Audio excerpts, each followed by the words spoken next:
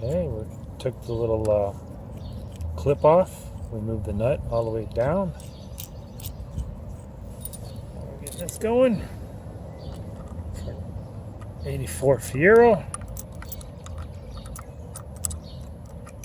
This is a little cheap little, like a Harbor Freight tool or something. You got one nut on there, one bolt. You find the other one. Okay, so we use a 7/8, aka 22 metric. On there, these are 13. These are grade 8 bolts. You got them in there pretty nice and tight. Get them as many threads as you can get them in them. Use the impact gun.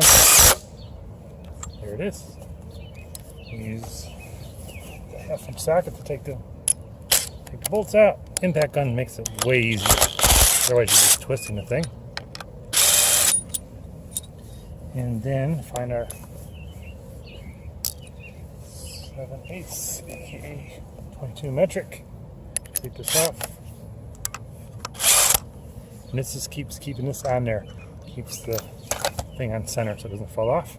You should keep that with the little clip.